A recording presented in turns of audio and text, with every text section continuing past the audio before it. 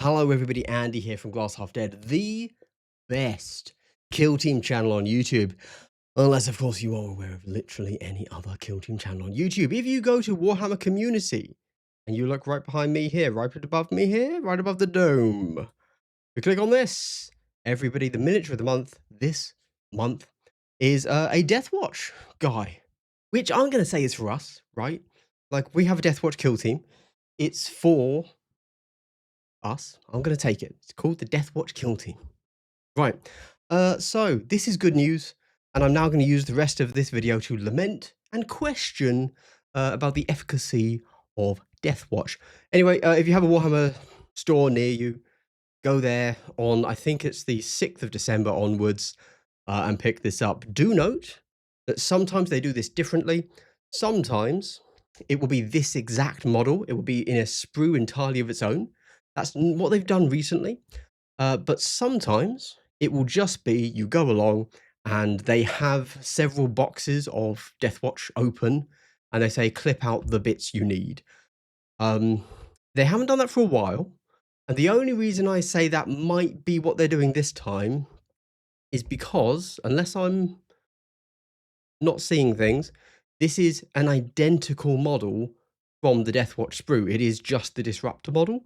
So it's possible that is like a default model, and but you can actually just pick anything, or they have made an identical model on a single sprue, which you can get. That, which seems like an odd choice to me. Normally, when they do these sorts of things, if you scroll all the way to the bottom of the page, you click on Miniature of the Month, and you click on the Rattling, right? Now, correct me if I'm wrong, but I believe this is a unique Rattling miniature that you can't get just from the Rattling kit. I could be mistaken.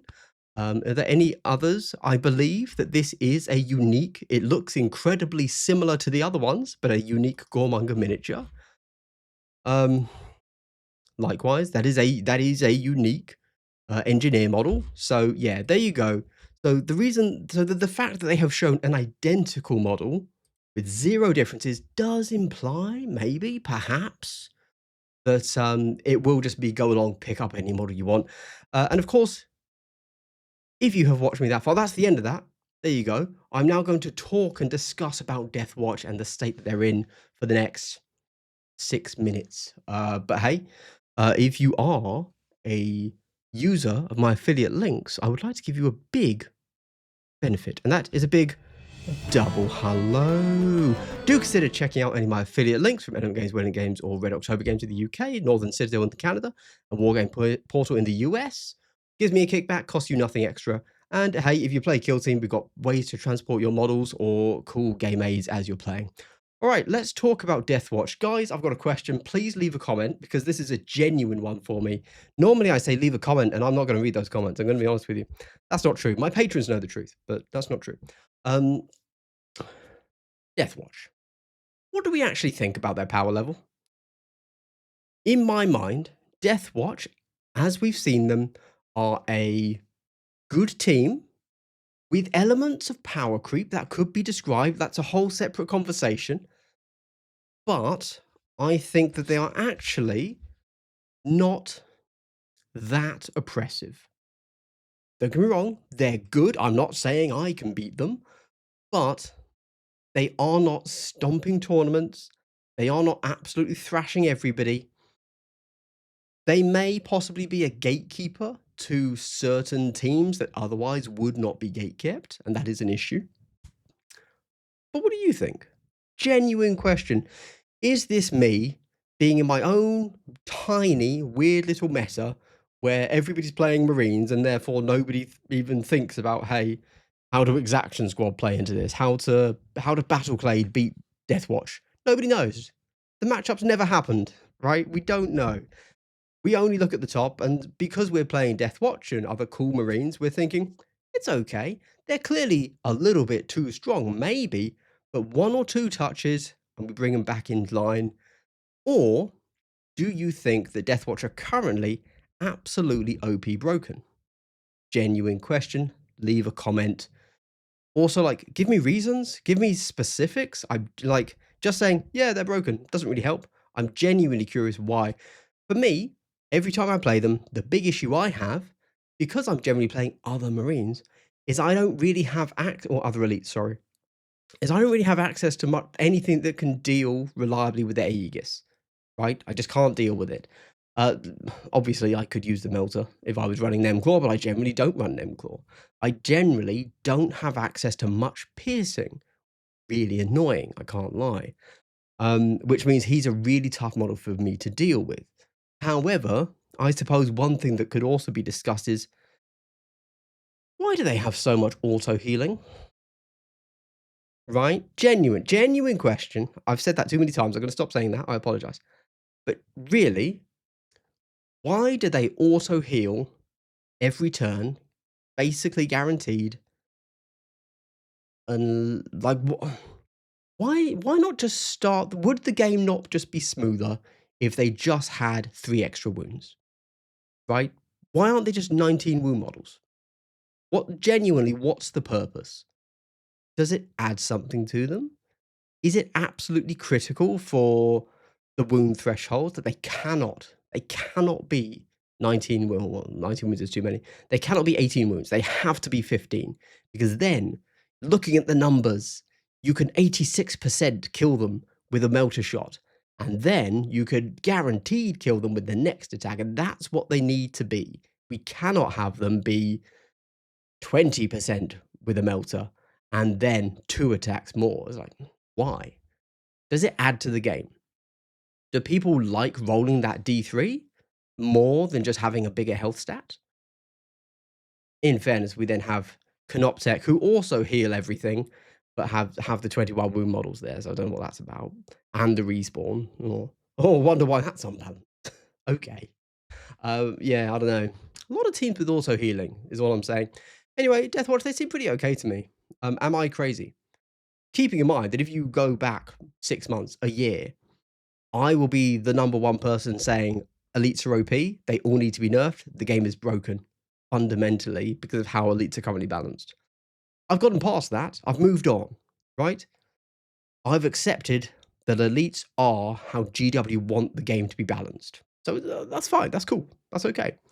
But what about Deathwatch? In this meta, where we accept it's an elite meta, just because of how many people play Marines, it's always an elite meta. It's always a Marine meta because that's what people play. Is it just a case of we've accepted how strong Marines are, and therefore, after I've done that, I've then accepted, well, Deathwatch are only a little bit better than that. But actually, if I think back to a year ago, where I was then mentally, to see me saying AOD are broken, Dueler, yeah, everything's too strong for Marines. If I were to then see Deathwatch and see them be yet another step above, I'd be like, oh my God, they are broken. But now, because, it's the whole kind of like crabs in hot water, right? Like, because I've gotten used to that now, I'm like, yeah, Deathwatch, not too bad, actually. And I suspect that anything I say here is completely irrelevant to GW, because let's be very clear about this. GW does not balance for the game I'm playing. GW balances for the top of the meta.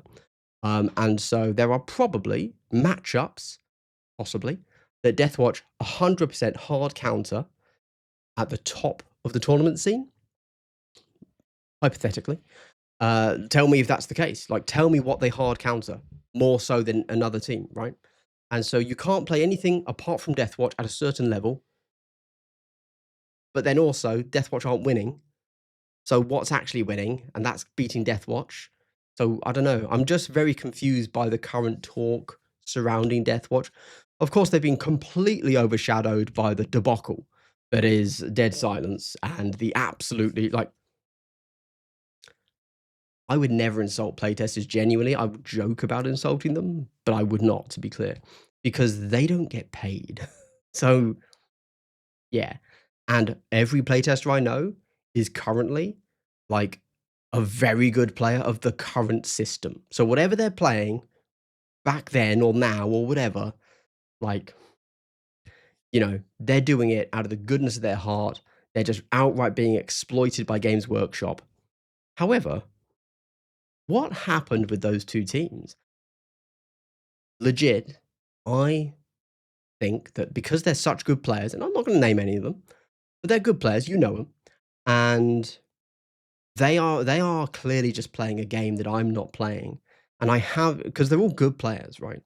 And so if they just put those teams on the board and said, "I'm going to play them," they would have found out issues, given feedback, and that some of that something must get lost in translation from the game that they play to the game that I play. Because I'm looking at some of the stuff and I'm like, "Oh, there's no way I can beat that. There's no way. What do I do?" Right? I'm very, yeah. I'm at a total loss with Dead Silence. I haven't said anything about it yet, apart from the stock issues. I'm gonna wait because it's a whole thing, and I don't want to just rant about stuff. But yeah, but in a weird non-rant, I think Deathwatch are fine, and I genuinely want you commenters to be the ranters at me to convince me that no, they are broken. And I know that we're all looking at the current Wolf Scouts, we're thinking, actually, Deathwatch are okay, you know. Yeah, but let me know what your thoughts are on that. Anyway, you made it to the end of this weird little video that was really just highlighting this miniature of the month with then a ramble added on so that I can hit 10 minutes. Do consider checking out my affiliate links. And if you do, I'll give you a big triple hello. Thank you so much, my affiliate link users. Legit, my affiliate links make me more like give me more support than most other things. So clicking them genuinely helps so much. But as always, if you are ever buying Warhammer and you just hate me, you hate watching, that's thank you, but that still counts. But find your actual favorite YouTuber or creator. They will have affiliate links too. Use their affiliate links. It's free money, it's free support, and of course, all of this stuff. Thank you very much, everybody. Bye.